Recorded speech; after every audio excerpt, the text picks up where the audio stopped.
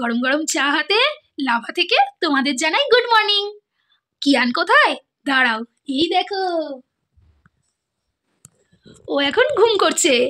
এখন ওর সকাল হয়নি, একটু ঘুমাক, না হলে সারাদিনের ধকল নিতে পারবে না।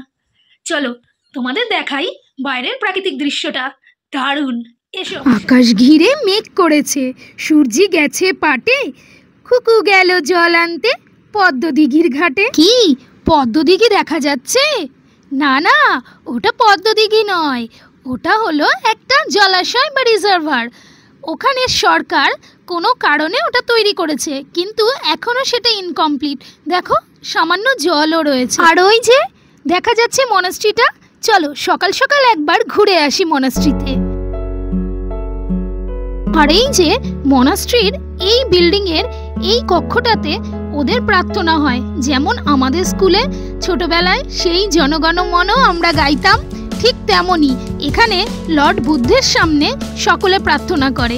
এই যে সব সন্ন্যাসীরা এগোচ্ছে প্রার্থনা করতে, ওদের মনে হয় প্রার্থনা করার সময় হয়ে গেছে। ওরা জানো তো ভীষণ ডিসিপ্লিন। চলো তোমাদের দেখাই মনাস্ট্রির ভেতরে ওরা কিভাবে প্রার্থনা করে। ভিডিওটা যদিও একটু বড় হয়ে যাচ্ছে, তবুও একটু ধৈর্য সহকারে দেখো, কেননা মনাস্ট্রির ভেতরে এই প্রেয়ারের দৃশ্যটা হয়তো ইউটিউবে এই প্রথমবার দেখানো হচ্ছে। আমি অনেক কষ্ট করে এই ভিডিওটা জোগাড় করে এনেছি, দেখো তোমাদেরও ভালো লাগবে।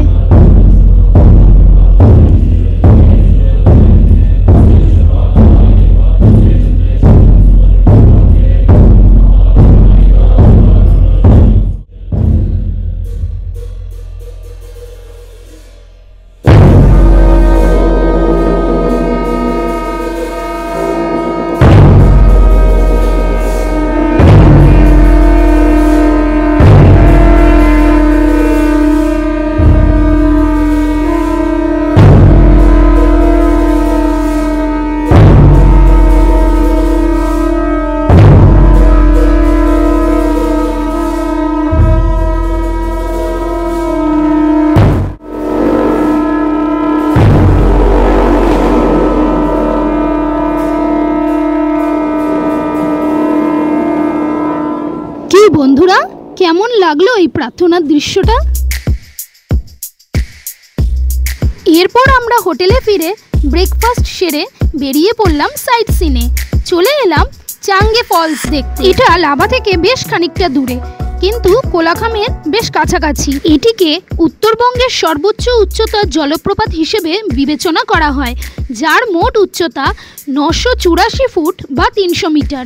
জলপ্রপাতটি 2200 মিটার উচ্চতায় অবস্থিত এবং পাহাড় আর সবুজ বনে ঘেরা। স্ফটিক স্বচ্ছ জল প্রায় 150 ফুট উচ্চতা থেকে নিচে নেমে আসে। এত সুন্দর মনোরম দৃশ্য দেখার জন্যই সকলে অনেক কষ্ট করে হলেও নিচে নেমে গিয়ে এই জলপ্রপাতটি দেখতে যায়।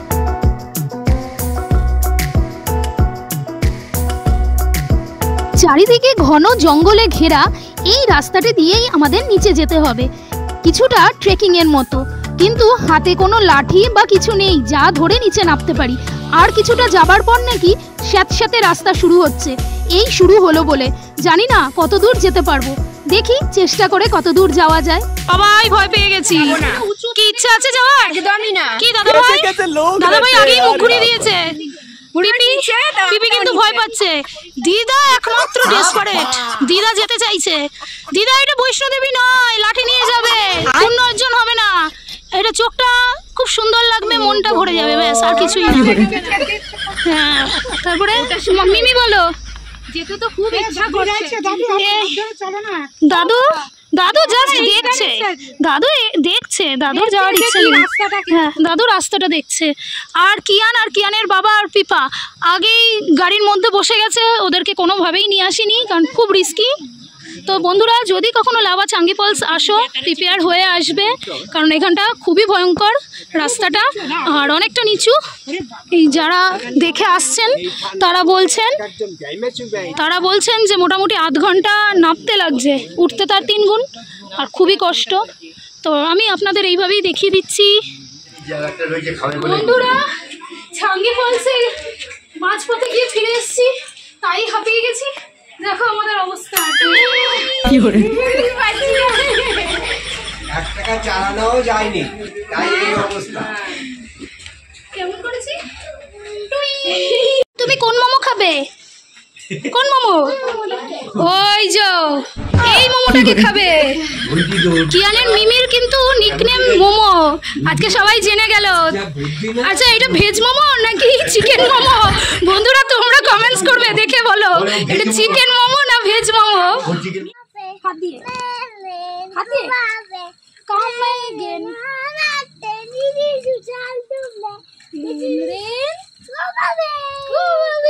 কিয়ান, আমরা কোথায় আছি? জোরে বলো। তো আমরা এখন চলে এসেছি কোলাখাম। এটা চাঙ্গি ফলস থেকে আমাদের হোটেলের দিকে যাওয়ার পথে পড়ছে। দেখো এই যে আমার পুরো ফ্যামিলি, এই যে ছোট্ট কিয়ান। ছোট্ট কিয়ান কিছু বলো, কিছু বলো। ও করছে। যাই হোক, দেখো জায়গাটা খুব সুন্দর, খুব শান্ত নিরিবিলি। যদিও আমরা এখানে এসে কোলাহল করে দিয়েছি কোলাখামে। দেখো কেমন লাগছে, দেখো খুব সুন্দর। এখান থেকে এই লোকাল লোকেরা বললেন, বাবাই গাড়ি আসছে আরো উঁচুতে, মানে সম্ভবত ওই দিকটা। গাড়ি ধরে রেখো। হ্যাঁ, এদিকে এসো। ওই দিকটায় নেওড়া ন্যাশনাল ফরেস্ট বা নেওড়া ন্যাশনাল পার্ক এরকম কিছু জাতীয় উদ্যান আছে, যেখানে রেড পান্ডা দেখা যায় যদি ভাগ্যে থাকে। এই তো আমরা যেতে পারছি না, অসম্ভব এত উঁচুতে, আর এত টাইম নিয়েও আসিনি। তোমরা তো জানো আমরা হুট করে চলে এসেছি, তো এত টাইম আমাদের কাছে নেই। যতটা পেরেছি আমরা কভার করছি। চলো আরও দেখাই এখানে সিনারিগুলো, দারুণ পিকচার্স ক্রু। চলো দেখাচ্ছি, এসো।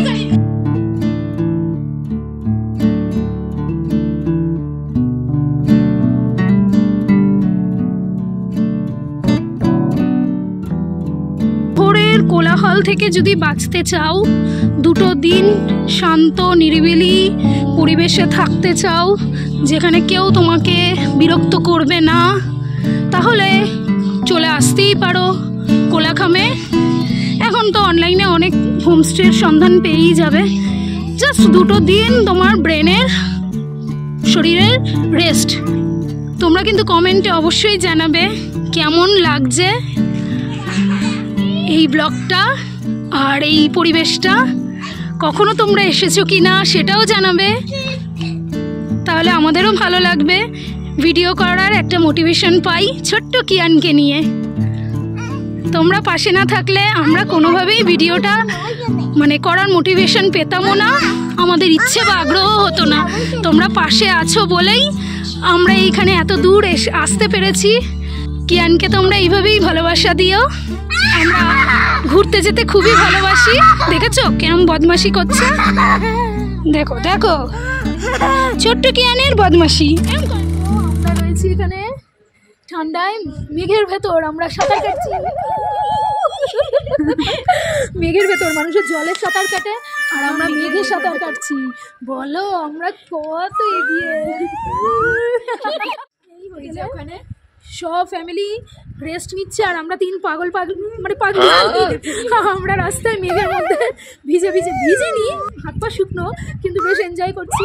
বাড়ি গেলে তো আবার সেই একঘেয়েমি জীবন, আমার বাচ্চা সামলানো। তোমার চাকরি, তোমার আমার স্বপ্ন পড়াশুনো, সেটা বলো। তাহলে প্রত্যেকের একটা করে কাজ আছে, তাই আমরা এখন ছন্ন ছাড়া বাঁধন ছাড়া ঘুরে বেড়াচ্ছি।